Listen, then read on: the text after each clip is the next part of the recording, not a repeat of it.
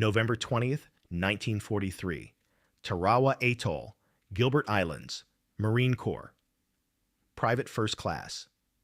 Robert Sherrod crouches behind a seawall as Japanese machine gun fire tears through the dawn. Around him, bodies float in water-stained crimson red. His landing craft sits stranded on the reef, 500 yards from shore. Marines wade through chest-deep water into a storm of lead. "Where's our air support?" someone screams. Above the chaos, Marine corsairs circle, but they're from distant fleet carriers, already low on fuel, unable to stay and protect the men bleeding out below. Within 3 days, nearly 1,000 Marines will die, taking this tiny strip of coral barely 2 miles long. The survival rate for the first wave, less than 30%. This is the brutal mathematics of island-hopping warfare. Every beach landing demands continuous air cover, fighters to strafe enemy positions, bombers to destroy bunkers, spotters to direct naval gunfire. But America's big fleet carriers must stay far offshore, beyond range of Japanese bombers. Their precious fighters spend half their fuel just reaching the battle. By the time they arrive, they can fight for maybe 20 minutes before racing back to their distant motherships. The numbers are stark.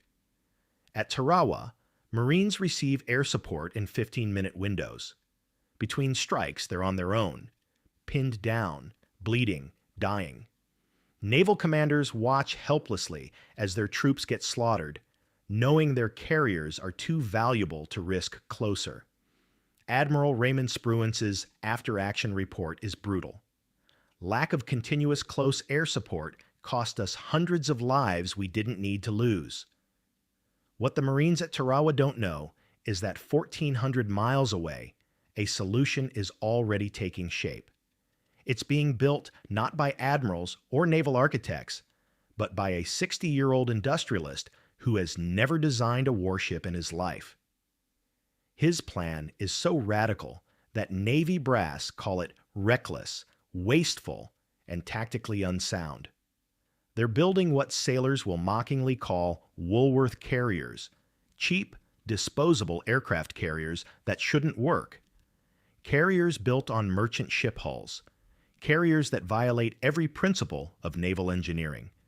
Carriers that some officers predict will sink the first time they launch aircraft in rough seas. But these floating airfields will revolutionize amphibious warfare. They'll save tens of thousands of American lives, and they'll be built faster than anyone thought possible, nearly one per week. This is the story of how America's most ridiculed warships became its secret weapon. The problem begins at Pearl Harbor, December 7th, 1941. Japanese bombs sink or damage 18 warships, including 8 battleships. But they miss the prize. America's 3 Pacific Fleet carriers happen to be at sea. Within hours, naval warfare changes forever. The age of the battleship is over. The carrier now rules the Pacific. But America has a crisis. In December 1941, the U.S. Navy operates just 7 aircraft carriers across both oceans. Japan has 10, plus 2 years of combat experience. Building new fleet carriers takes 3 to 4 years per ship. America is losing the shipbuilding race before the war even starts. Worse, the carriers America does have must do everything. They escort convoys across submarine-infested waters. They provide air cover for amphibious landings. They hunt Japanese task forces across millions of square miles of ocean. They're spread impossibly thin, racing from crisis to crisis, never enough planes in the right place at the right time. Admiral Harold Stark, Chief of Naval Operations, faces an impossible equation. The Navy needs carriers for convoy escort, carriers for amphibious support, carriers for fleet actions. But building fleet carriers consumes shipyard space needed for battleships, cruisers, destroyers. There aren't enough slipways. There aren't enough skilled workers. There definitely isn't enough time. The solution Navy planners propose: smaller escort carriers converted from merchant ships. Quick to build, cheap to crew, expendable. They won't win fleet battles, but they can free up fleet carriers for combat operations. The Navy's Bureau of Ships draws up specifications in mid-1941. The plan is cautious, conservative, thoroughly tested. They'll convert existing merchant hulls gradually, modify them carefully, evaluate each design before proceeding. Maybe 10 or 12 ships by late 1943. But even this modest program faces resistance. Admirals who spent their careers on battleships don't trust carriers at all, let alone cheap ones. The escort carrier is a dangerous compromise, reads one internal memo. Slow, vulnerable, poorly armed. They'll be death traps for their crews. Captain Joseph Reeves, an influential carrier tactician, argues against the whole concept. These vessels lack the speed to evade submarines, the armor to survive air attack, and the aircraft capacity to defend themselves. We'll lose them faster than we can build them. The Navy's own research division predicts escort carriers will suffer casualty rates exceeding 40% in combat operations. Acceptable losses, one admiral notes coldly, given their cost. The skepticism runs deeper than tactics. It's cultural. Real warships are built in naval shipyards by naval architects according to naval standards. These proposed escort carriers would be built in commercial yards, designed by civilian engineers, constructed by workers who've never seen a man of war. The Navy doesn't just doubt the concept, they doubt the people. Then, in October 1940, one person champions the idea with unexpected passion: President Franklin Roosevelt himself. In a memo to Admiral Stark, Roosevelt writes, "I want you to explore converting merchant vessels into carriers for convoy escort and secondary duties. This should be done experimentally and quickly." The Navy responds with bureaucratic slowness. They form committees, request studies, draft proposals. By May 1941, they've converted exactly one merchant ship, USS Long Island, as a proof of concept. It takes 8 months. The results are underwhelming. Long Island is slow, cramped, and carries just 21 aircraft. The Bureau of Ships recommendations: proceed cautiously with 3 to 6 additional conversions annually. It's not enough, not nearly enough. The Pacific is vast. Japan controls thousands of islands. Every marine landing will need air cover. Every convoy needs protection. America needs not dozens of escort carriers. America needs hundreds, and conventional wisdom says it's impossible. Enter Henry J. Kaiser. Born May 9, 1882, to German immigrant parents in upstate New York, Kaiser quit school at age 13. No college, no engineering degree, no naval training whatsoever. His background is roads and dams. He built the Hoover Dam and the San Francisco-Oakland Bay Bridge. In 1940, he's never built a ship. But Kaiser has built a reputation for one thing: speed. When others said Hoover Dam would take 7 years, Kaiser finished it in 5. When engineers called the Oakland Bridge impossible, Kaiser delivered it early. His philosophy is simple and radical. Find a need and fill it fast. Don't wait for permission. Don't accept impossible. In early 1941, Kaiser reads about the British Navy's desperate need for cargo ships to replace vessels sunk by German U-boats. He sees opportunity. With a partner, Kaiser builds a shipyard in Richmond, California, on empty land, in 90 days. His pitch to the government is outrageous. Give me contracts and I'll build ships faster than they're being sunk. The Maritime Commission is skeptical. Kaiser has 0 shipbuilding experience. But they're desperate.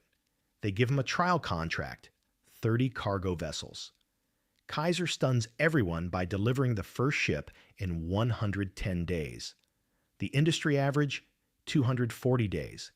He achieves this through heresy, applying mass production techniques from automobile manufacturing to ship construction. He welds hulls instead of riveting them, prefabricates entire sections in workshops, hires women and minorities whom traditional shipyards refuse to train. Navy old-timers are horrified. "These aren't real ships," one admiral mutters. "They're welded tin cans." But Kaiser's ships float. They carry cargo, and they're ready when America needs them. In October 1941, Kaiser has his moment of insight. He's touring a naval shipyard when he sees workers constructing a fleet carrier, USS Essex. The keel was laid in April 1941. It won't be finished until December 1942. 20 months to build one carrier. Kaiser does the math. At this rate, America will lose the Pacific War before it builds enough carriers to fight it. That night, he calls his chief engineer, Clay Bedford. "Clay, how fast could we build an aircraft carrier?" Bedford thinks he's joking. "We don't build warships, Henry. We build freighters." "Not what I asked. How fast?" Bedford sketches on a napkin. "If you gave me a merchant hull already under construction, stripped it to the frame, added a flight deck, maybe 6 months?" Kaiser's eyes light up. "What if we built 50? Could we do one per week?" Bedford stares at him. "That's insane." "I didn't ask if it was insane. I asked if it's possible." "The Navy would never approve." "Find a way to make it work," Kaiser interrupts. "I'll handle the Navy." It's pure Kaiser. See the need. Ignore the skeptics. Move fast. But his next meeting will test even his legendary salesmanship. January 1942. Navy Bureau of Ships, Washington, D.C. Kaiser's presentation lasts 12 minutes.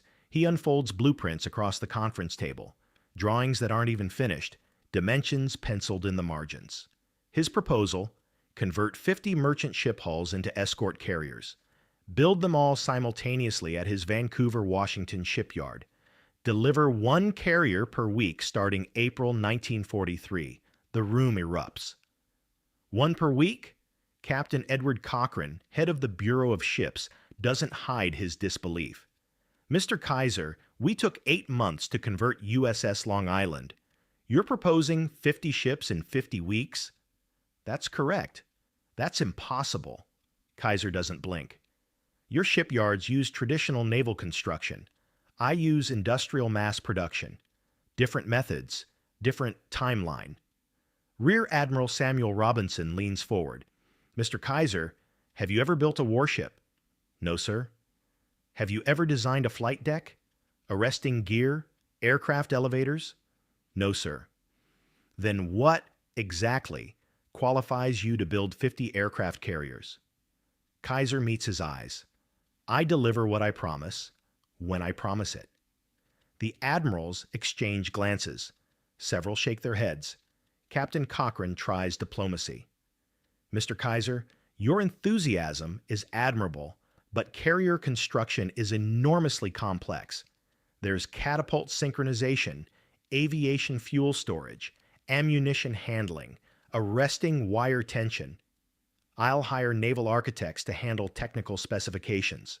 Kaiser interrupts. "My job is production speed." "That is illegal," Admiral Robinson says flatly.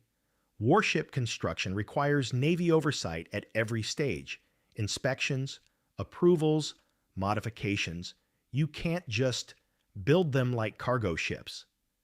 "Why not?" "The question hangs in the air. Because that's not how it's done," Robinson finally answers. Kaiser leans back. "Admiral, you're losing ships faster than you're building them. The old way isn't working. I'm offering a new way." "A way that violates every standard of naval engineering," Cochrane shoots back. "These vessels would be structurally unsound, tactically vulnerable, and strategically worthless." Kaiser points to the blueprints. "These carriers will hold 30 aircraft. They'll make 18 knots. They'll provide air cover within 5 miles of any landing beach. That's not worthless. They'll also be unarmored, undergunned, and, let's be honest, coffins for their crews. Admiral Robinson stands.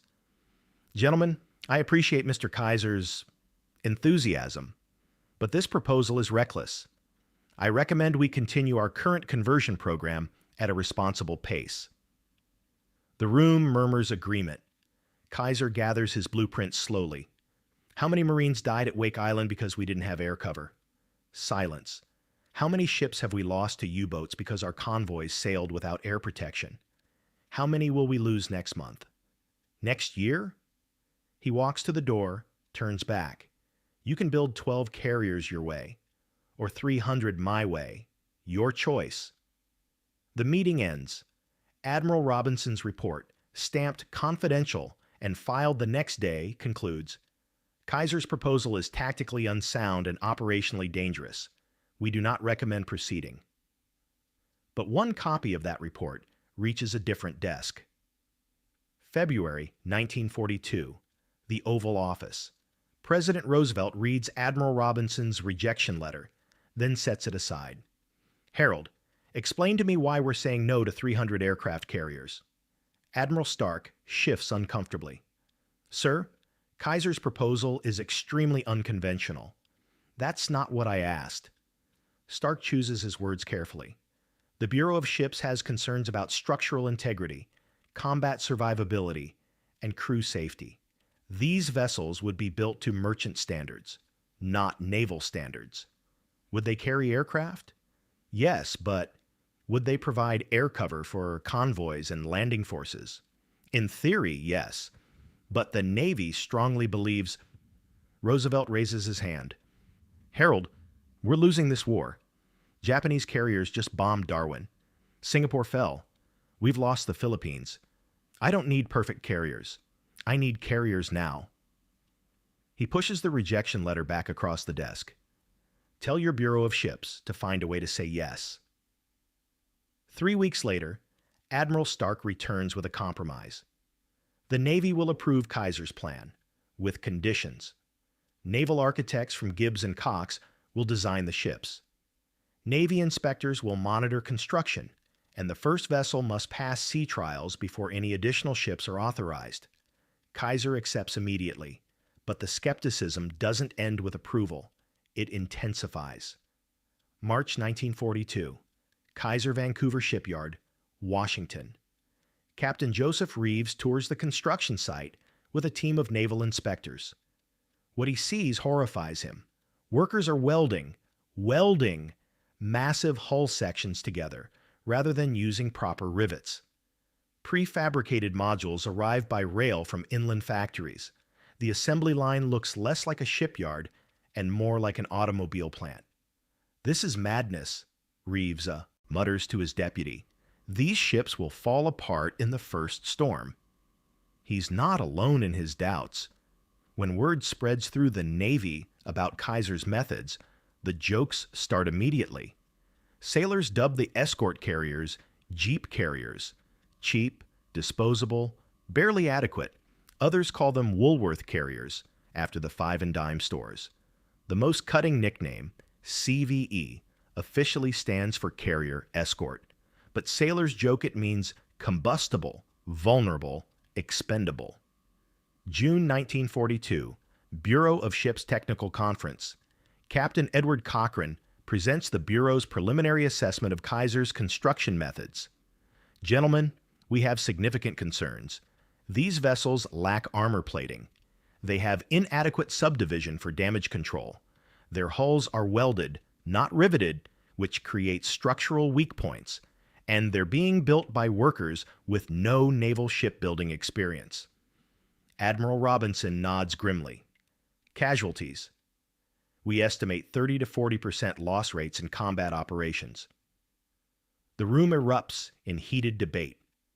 One captain argues for canceling the entire program. Another insists on slowing construction to implement proper naval standards. A third proposes limiting the vessels to convoy escort duty only, keeping them far from enemy action. But Admiral Ernest King, Commander-in-Chief of the U.S. Fleet, silences them all. King stands, his face carved from granite. He's known as the toughest, most demanding admiral in the Navy. He doesn't suffer fools, doesn't accept excuses, and doesn't care about hurt feelings. Gentlemen, I've read every report on Kaiser's escort carriers. I've reviewed the construction methods, the structural analyses, the casualty projections. And here's what I know. We're losing the carrier war. Japan has more carriers, more experienced pilots, and 2 years head start. If we fight them with what we have now, we'll lose. He lets that sink in. Kaiser promises 50 carriers in 1 year. The Bureau promises 12 in 3 years. I don't need perfect carriers in 1945. I need good enough carriers in 1943. We're building Kaiser's ships. Admiral Robinson makes one final objection. Sir, these vessels will put thousands of sailors at risk. King cuts him off. We're at war. Everyone's at risk. My job isn't to eliminate risk. It's to win. And we can't win without carriers. He turns to Captain Cochrane. Give Kaiser everything he needs. Clear any bureaucratic obstacles. I want the first carrier delivered by June 1943. The meeting ends. As the admirals file out, one captain mutters to another, King just bet thousands of American lives on an industrialist who's never built a warship. I know, his colleague replies. God help us if he's wrong. If you're enjoying this story of how American ingenuity changed the Pacific War, hit that subscribe button. We're just getting to the incredible part, where Kaiser's gamble gets tested in actual combat. You won't believe what happens next. April 5th, 1943, Kaiser Vancouver Shipyard. At exactly 11 a.m., champagne breaks across the bow of hull number CVE-55. USS Casablanca, the first of 50, slides down the slipway into the Columbia River. Construction time from keel laying to launch, 108 days. The industry standard, 350 days. Captain Reeves, who predicted Kaiser's ships would fall apart, watches in disbelief. Against all conventional wisdom, against every principle of naval architecture he knows, the carrier floats. More than that, she looks like she belongs. But the real test comes 2 weeks later, April 20th, 1943. Sea trials off the Washington coast. USS Casablanca launches her first aircraft, an F-4F Wildcat fighter. The young pilot, Lieutenant James Webb, approaches the tiny flight deck at 75 knots. The carrier pitches in moderate swells. Webb catches the third arresting wire perfectly. The deck crew erupts in cheers. 6 more launches, 6 more successful recoveries. The arresting gear works. The catapult works. The aviation fuel system works. Everything Kaiser's critics said was impossible works. Captain Reeves submits his report to the Bureau of Ships. Against expectations, USS Casablanca performed all carrier functions successfully.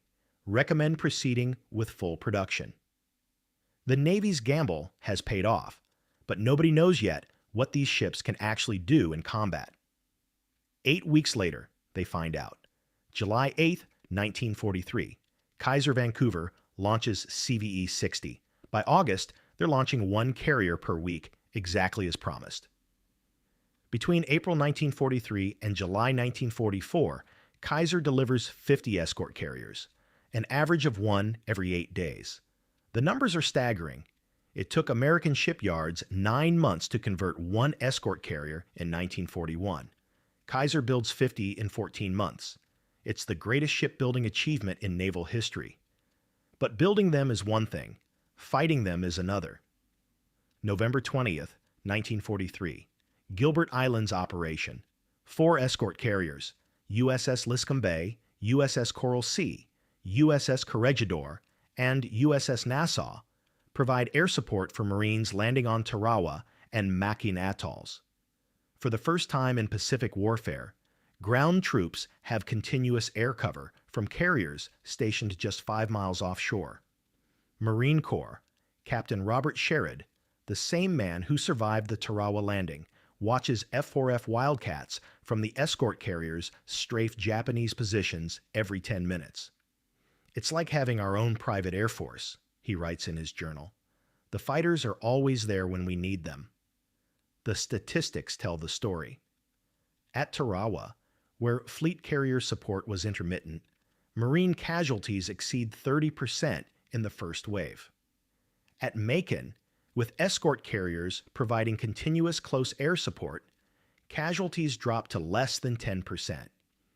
Admiral Raymond Spruance, who commanded at Tarawa, writes, "The escort carriers have revolutionized amphibious warfare. They provide sustained air coverage that fleet carriers cannot match." But 3 days into the operation, disaster strikes. November 24th, 1943, 5:13 a.m., Japanese submarine I-175 fires a spread of torpedoes at USS Liscombe Bay. One torpedo hits the carrier's bomb magazine. The explosion is catastrophic, visible from 20 miles away. Liscombe Bay breaks in half and sinks in 23 minutes. 644 sailors die, including Admiral Henry Mullinix. It's exactly what Kaiser's critics predicted. A cheap carrier, poorly armored, vulnerable to enemy attack, dead in minutes. Admiral Ernest King reads the casualty report in Washington. For the first time, he questions his decision. Did he send 600 men to die in a ship that shouldn't have been built? But the escort carrier program doesn't stop. It accelerates. September 15, 1944. Peleliu Island invasion. 8 escort carriers provide air cover for the Marine Corps assault. Pilots fly 467 close air support sorties in 3 days, more than twice what fleet carriers provided at Tarawa. Marine casualties are the lowest of any contested island assault in the Pacific War. October 25, 1944, battle off Samar, Leyte Gulf, Philippines. The escort carriers face their ultimate test. At dawn, 6 escort carriers of Taffy 3, including USS Gambier Bay and USS St. Lo, find themselves face-to-face with 4 Japanese battleships, including the super battleship Yamato, mounting 18-inch guns. The Japanese fleet has accidentally discovered the escort carriers while hunting for American fleet carriers. Admiral Takeo Kurita, commanding the Japanese force, can't believe his luck.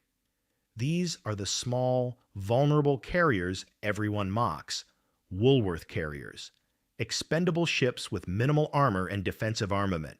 His battleships will sink them in minutes. He gives the order to attack. What happens next shocks both sides. The escort carriers turn and run, making smoke.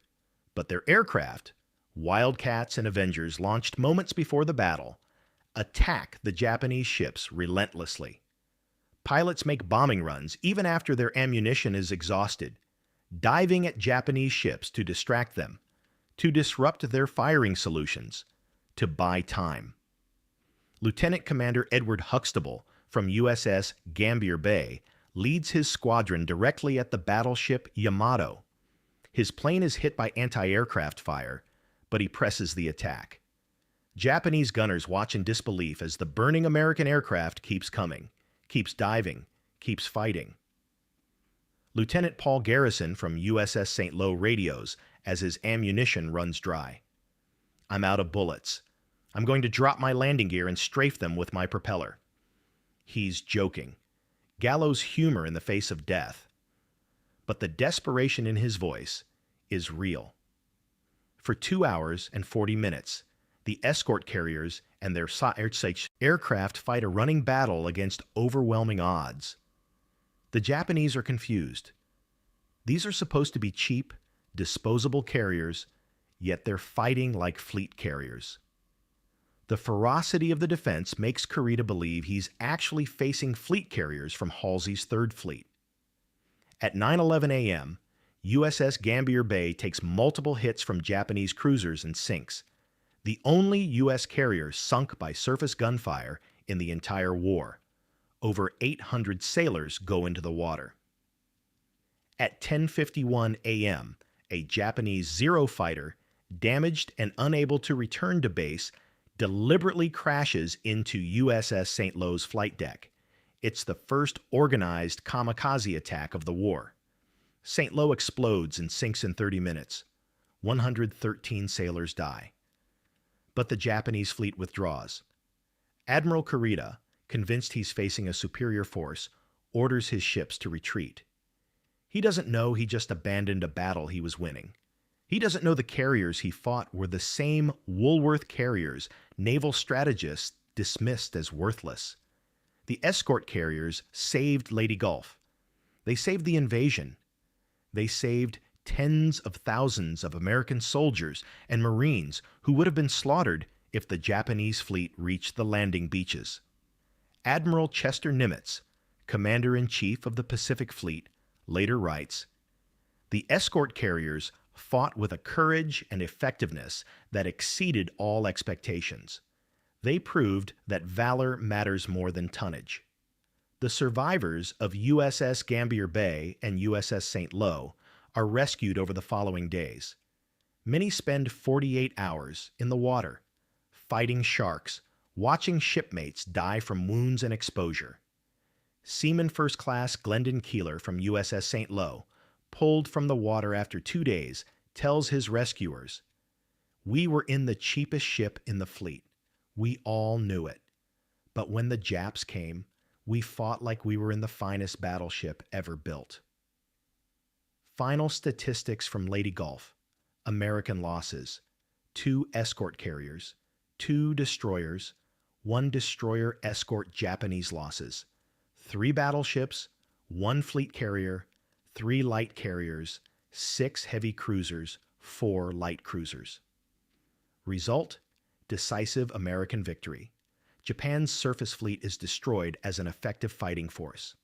Admiral William Bull Halsey, whose absence allowed the Japanese force to attack Taffy 3, writes in his report, "The light carriers fought a delaying action which constituted one of the most gallant and heroic actions in the history of naval warfare." By war's end, escort carriers participate in every major amphibious operation in the Pacific: Iwo Jima, Okinawa, Philippines, Marianas. They provide air cover for over 200 Marine and Army landings. Marine Corps studies estimate escort carrier close air support reduce ground casualties by 30 to 40% compared to operations without carrier coverage. Translation: tens of thousands of American lives saved by Kaiser's Woolworth carriers. This is the kind of incredible untold story we cover every week. These sailors fought in the cheapest carriers ever built and changed the course of the war. Subscribe so you don't miss our next episode about the men who refused to accept defeat even when everyone said they couldn't win. September 2nd, 1945, Tokyo Bay. Among the hundreds of ships gathered for Japan's formal surrender aboard USS Missouri, 13 are escort carriers, Kaiser's Woolworth carriers that so many experts said would never work. Fleet Admiral Chester Nimitz, addressing the assembled naval officers after the ceremony, speaks without notes. "We won this war with American courage, American determination, and American industrial capacity." The escort carriers embody all three. They were built by workers who'd never seen a warship. They were crewed by sailors who had everything to prove. And they fought with a tenacity that defeated an empire. The numbers tell their own story. Total escort carriers built by Kaiser: 50, Casablanca class. Total U.S. escort carriers built during WWII: 122. Production speed: 1 carrier every 8.3 days.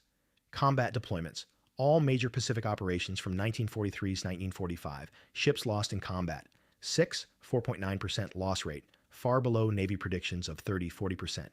Aircraft sorties flown: over 38,000 close air support missions, Japanese aircraft destroyed. Over 1,200 confirmed kills, lives saved. Estimated 50,000 plus Marines and soldiers due to improved air cover. For his contribution to the war effort, Henry Kaiser receives the Navy Distinguished Service Medal. He refuses a public ceremony. When reporters ask him about revolutionizing shipbuilding, Kaiser deflects, "I just built what the country needed. The real heroes are the kids who sailed them into combat. Clay Bedford, Kaiser's chief engineer who thought building 50 carriers was insane, retires in 1946. His memoir, published in 1952, includes this passage. Henry called me crazy for thinking we could build one carrier per week. I called him crazy for asking. We were both right. But sometimes crazy is what you need to win a war. The escort carriers themselves mostly end up scrapped by 1960. They were designed as emergency warships, not permanent fleet assets. None survive today as museum ships, a fitting end for vessels that were always meant to be temporary solutions to desperate problems. But their legacy endures. Modern amphibious assault ships, the LHA and LHD classes that carry Marines into combat zones, are direct descendants of Kaiser's escort carriers. They carry helicopters and jets instead of propeller aircraft, but their mission is identical. Stay close to shore, provide continuous air support, get Marines safely onto hostile beaches. USS America, LHA-6, commissioned in 2014, carries the same name as one of Kaiser's Casablanca-class escort carriers. The ship's motto, Freedom's Champion. Its mission, amphibious assault support in the Western Pacific. Captain Robert Sherrod, the Marine who survived Tarawa and watched escort carriers provide air cover at Macon, writes in his 1954 memoir, "We called them Jeep carriers and Woolworth carriers. We joked that CVE stood for combustible, vulnerable, expendable. We mocked them because they were cheap and crude and everything a warship shouldn't be. But when Japanese bullets were tearing through our ranks and we called for air support, they were there. Every time. Without fail. Those cheap little carriers saved my life and the lives of thousands of Marines who never even learned their names." Henry Kaiser dies August 24, 1967, in Honolulu at age 85. His obituary in the New York Times runs 6 columns. It mentions the Hoover Dam, the Oakland Bridge, Kaiser Permanente Healthcare, Kaiser Steel, and Kaiser Aluminum. The escort carriers rate 1 sentence. But at his funeral, among the dignitaries and business leaders, a different group attends. 63 elderly men in Naval and Marine Corps uniforms. They're veterans of Taffy 3, survivors of USS Gambier Bay and USS St. Lo, Marines who fought at Tarawa and Iwo Jima and Okinawa. They don't come because Kaiser was famous. They come because his cheap, crude, impossible carriers brought them home alive. After the service, a reporter asks one of the veterans, former Seaman First Class Glendon Keeler, now age 68, why he flew from Minnesota to attend. Keeler's answer is simple.